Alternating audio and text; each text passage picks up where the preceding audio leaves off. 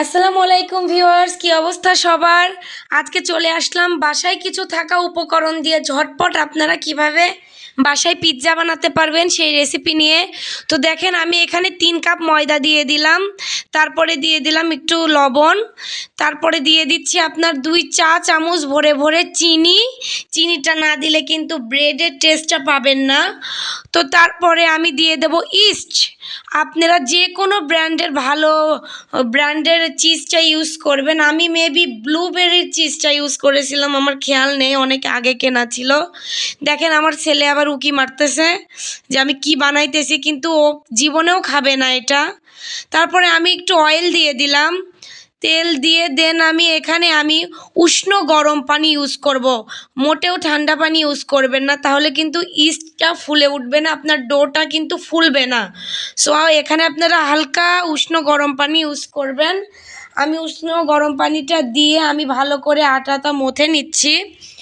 তো তারপরে সুন্দর করে দেখেন এটা ভালো স্টিকি করে একটু বেশি করে পানি, দেখেন আমার হাতের সঙ্গে কিন্তু লেগে যাচ্ছে।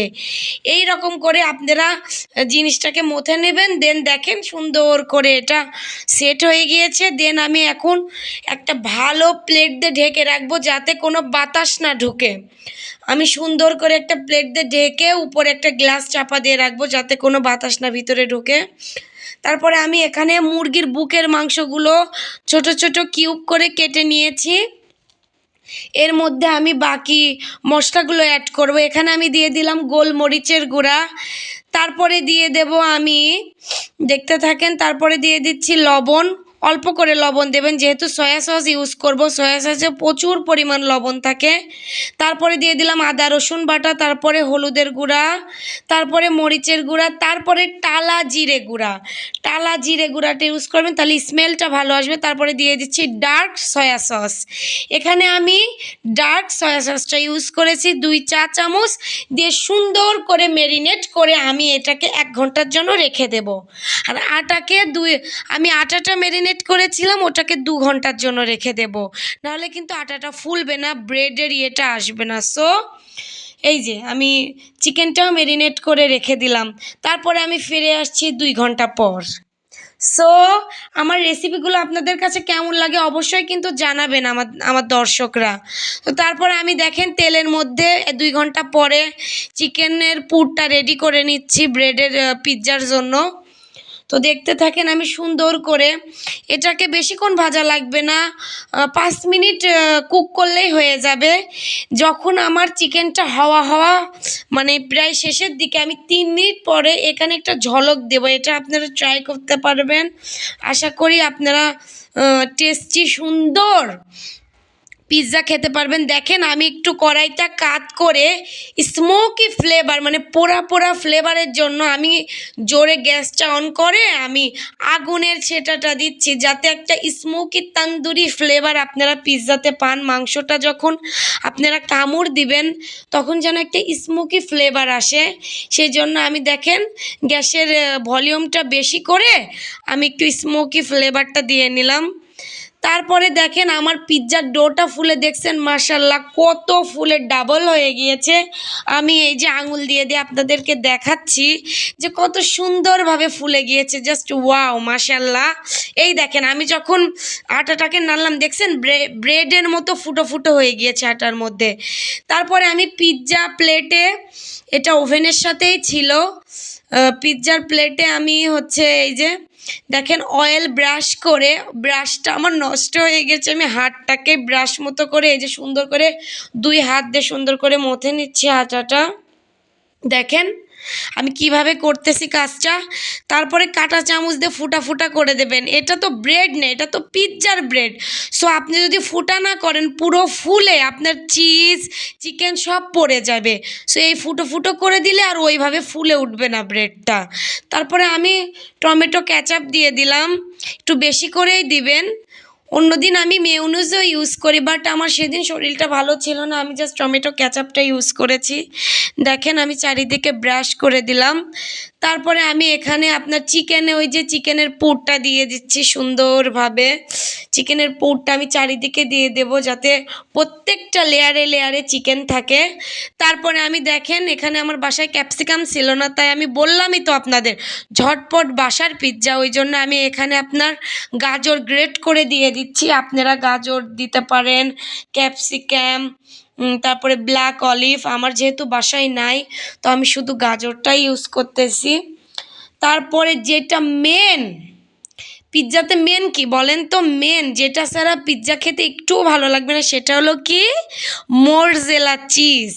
আমি এখানে কিন্তু মোরজেলা চিজ ইউজ করব, আপনারা দেখতে থাকেন। হ্যাঁ, আমি গাজর দিয়ে দিয়েছি, পুরোটা কভার করে নিয়েছি। তারপরে আমি এখানে দেখেন এখন মোরজেলা চিজটা ইউজ করব। এই যে দেখেন আপনারা গুড লাইফ এর মোরজেলা চিজটা ইউজ করবেন।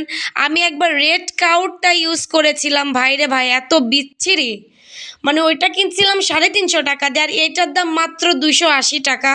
এইটা সবচেয়ে ভালো। আর ওই তখন আমি সাভারে থাকতাম ব্যাংকটাউনে, তখন তো আমি আর ভিডিও করতাম না, আমি এত পিৎজা বানাই খেতাম তখন, মানে বিভিন্ন ধরনের আমি বিভিন্ন ব্র্যান্ডের আমি চিজটা ইউজ করতাম। রেড কাউয়ের চিজটা আমার পুরাই ফেলাই দেওয়া লাগছিল। আমি এখানে দেখেন গ্রেট করে পুরা আমি চিজটাই দিয়ে দিলাম, একটা পুরা লাগবে, নাহলে কিন্তু আপনার পিৎজাটা সফট বা খেতে মজা লাগবে না, চিজি চিজি পিৎজা হবে না, সেটা কি বলবো, বাংলা পিৎজা হয়ে যাবে। তো যাই হোক, এখানে দেখেন আমি আমার যেহেতু ইলেকট্রিক ওভেন, এটা নট মাইক্রো ওভেন, এটা ইলেকট্রিক ওভেন। তারপরে আমি দেখেন বাপ্পি আমাকে এটা আমাদের 5 বছর পূর্ণ উপলক্ষে আমার অ্যানিভার্সারিতে দিয়েছিল।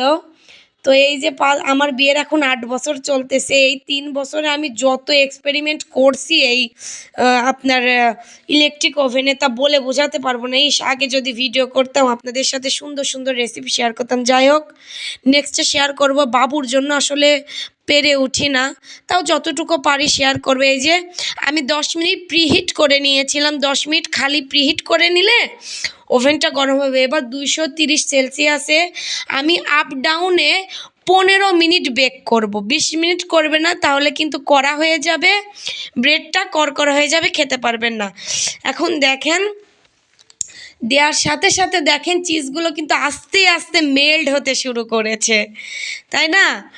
তো আসলে বাসায় আপনারা যদি একটু সময় করে করেন তাহলে বিশ্বাস করেন বাইরের পিৎজার থেকে অনেক সুন্দর খেতে হবে আর হেলদি হবে। সবচেয়ে বড় কথা কি জানেন, হেলদি খাবারটা পাবেন। আর বাইরের খাবারে তো কত ভেজাল।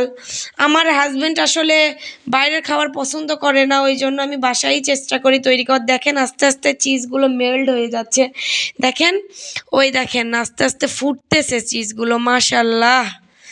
মানে মানুষ পারে না কি বাসায় ট্রাই করলে, ওই দেখেন সবগুলো সুন্দরভাবে মেল্ট হচ্ছে।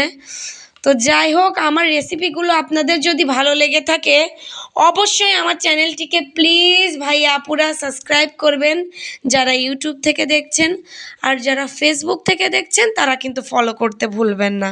সো দেখেন আমার পিৎজা 15 মিনিট পর হয়ে গিয়েছে, ওয়াও। তারপরে আমি এই যে এখন ওই রুমে নিয়ে যাব। আমার ছেলে কিন্তু আগে আগে বসে ঠিক আছে, কিন্তু সে বিশ্বাস করেন কিছুই খায় না দুধ ছাড়া। আমি তো আপনাদেরকে বলছিলাম কিছুদিন আগে, ও শুধু লিকুইড দুধ খায়। তো তারপরে আমরা পিৎজা গরম গরম পিৎজা, আর আমার মানে ওয়েট হচ্ছিল না, তো আমি এই যে আমার সরি আমার পিৎজা কাটারটা নেই, আমি রিসেন্টলি কিনবো, আমি চাকু দিয়েই কাজটা সেরে নিচ্ছি। দেখেন আমি পিৎজা কাটা যেহেতু নাই, আমি চাকু দিয়ে সুন্দর করে কাটার চেষ্টা করতেছিলাম, বাট হচ্ছিল না। আমি চিজটা যে তোলার সময় যেই সুন্দর লেয়ার হবে ওইটার দেখাইতে পারিনি, কিন্তু দেখেন চিজের জন্য নরম সফট পড়ে যাচ্ছে পিৎজাটা, এত সুন্দর হয়েছে বিশ্বাস করেন বাসার পিৎজা। দেখেন আমার ছেলে কিন্তু আইটেম নিয়ে বসছে যে সে খাবে, বাট সে খাবে না। তো তো যাই হোক, আমি ভিডিওটা এখানেই শেষ করছি, আর তর্স হয়েছে না, এখন খাবো আমরা। তো সবাই ভালো থাকবেন, সুস্থ থাকবেন, আমাদের জন্য দোয়া করবেন। নতুন নতুন ভিডিও নিয়ে আপনাদের সঙ্গে আসবো। আল্লাহ হাফেজ।